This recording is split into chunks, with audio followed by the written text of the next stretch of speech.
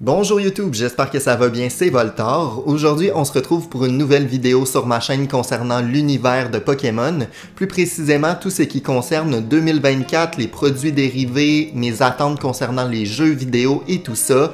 On regarde donc mes prédictions pour l'année à venir dès maintenant. La majorité des choses que je vous présente aujourd'hui ne sont que des théories, des idées, mais j'ai très hâte de vous partager tout ça. J'ai donc décidé de commencer avec tout ce qui concerne l'univers du jeu vidéo, donc par exemple les jeux sur Switch. Je ne pense pas d'ailleurs que cette année, on verra la nouvelle génération de Pokémon parce que souvent c'est à peu près aux 3 ans et là on serait donc dans la 3e et dernière année avant de faire la transition vers une nouvelle génération.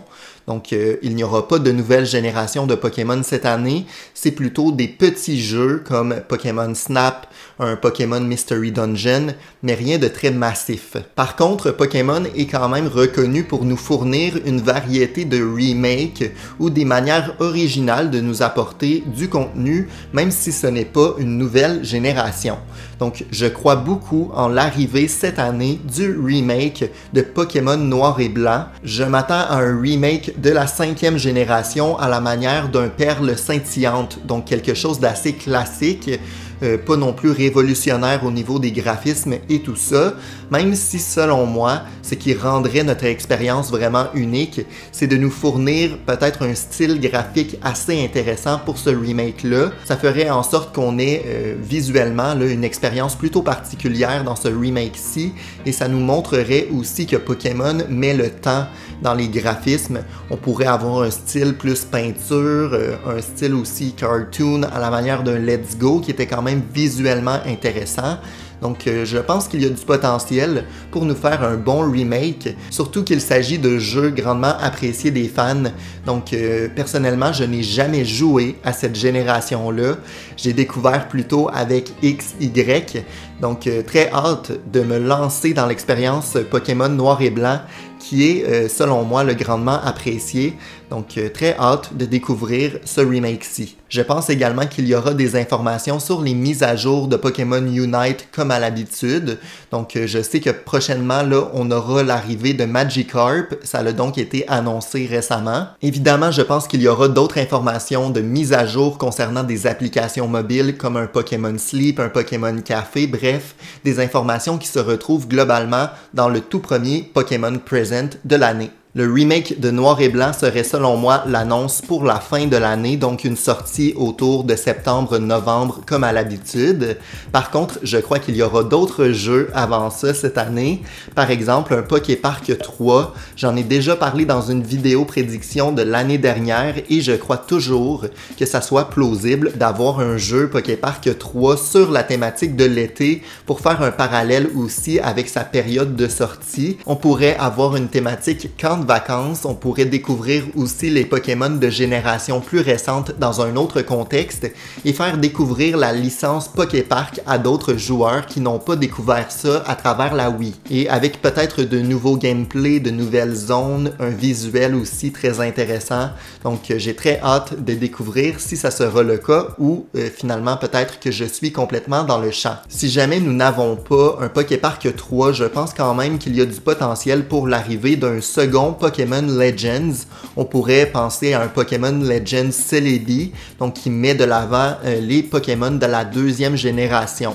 Donc j'avais en tête là, que ce jeu-là pourrait être un peu plus poussé que le premier Pokémon Legends et développer davantage des zones plus grandes ou quitte à faire réellement un open world. Ça serait vraiment intéressant. J'ai adoré découvrir Pokémon Legend Arceus et donc découvrir une version améliorée de ce jeu-là serait une expérience encore plus bonne, encore plus impressionnante selon moi. Je pense que c'est vraiment une bonne direction pour Pokémon, donc j'ai hâte de savoir si ça sera le cas. J'aimerais beaucoup voir des Pokémon de la 2e génération avoir droit à leur version alternative à la manière d'un Caninos d'Issui que j'ai adoré visuellement. Je vous ai fait également des modèles de d'autres Pokémon qui selon moi auraient droit à une version alternative d'eux-mêmes. Donc j'espère que vous appréciez mes modèles.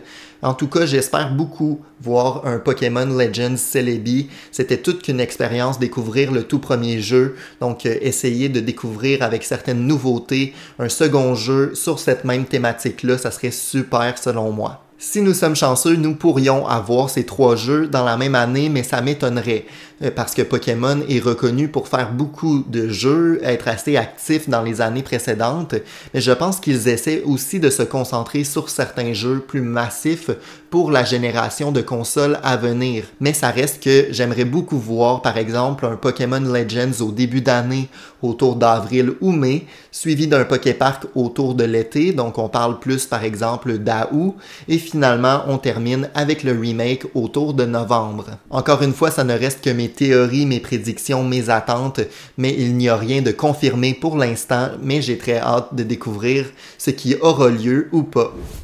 Concernant la collection de cartes, il y a quand même des extensions plutôt intéressantes qui sortent prochainement. Par exemple, les Destinées Paldéennes, qui est quand même un set plutôt intriguant parce que j'ai adoré Shining Fates, donc je pense que c'était Destinée Radieuse. J'ai collectionné grandement ces cartes-là, donc peut-être que j'aurai un intérêt autour de ce nouveau Fates, donc cette nouvelle collection avec des Shiny et tout ça. Et il y a également, si je ne me trompe pas, une nouvelle extension qui sort, qui est donc Force temporelle autour de Mars. En ce qui concerne les animés Pokémon, personnellement, j'aimerais beaucoup voir d'autres projets à la manière de La réceptionniste Pokémon, que j'ai adoré sur Netflix. J'ai trouvé ça cosy, beau visuellement, plutôt original, et ça nous montrait une autre facette de l'univers de Pokémon, et j'ai plutôt apprécié ça. Donc je vous le conseille, c'est très court aussi, mais j'ai trouvé que c'était une façon de faire briller l'univers de Pokémon de façon différente et j'ai plutôt apprécié. J'aimerais donc voir d'autres projets comme celui-ci voir le jour prochainement, mais il y a également par exemple l'arrivée de l'animé Pokémon Horizon qui sort sur Netflix prochainement, donc je pense autour de février 2024. Donc j'ai très hâte de découvrir cette série. Elle est sortie l'année dernière, mais j'ai pas le câble, donc là ça va être vraiment l'occasion pour moi de découvrir cette série-là. Vous me direz, pour ceux qui l'ont vue, est-ce qu'elle vaut la peine ou pas d'être regardée? Bref, Pokémon Horizon qui arriverait en février sur Netflix et que j'ai très hâte de découvrir. Il est très probable que je n'ai pas mentionné tous les sujets autour de Pokémon qui vous intéressent, donc si jamais j'ai manqué quelques informations, si jamais vous avez d'autres infos, d'autres théories, n'hésitez pas à me mentionner tout ça en commentaire. Merci énormément, on se retrouve très bientôt. Si jamais ça vous a plu, n'hésitez pas à mettre un pouce en l'air, à vous abonner. À bientôt. Ciao!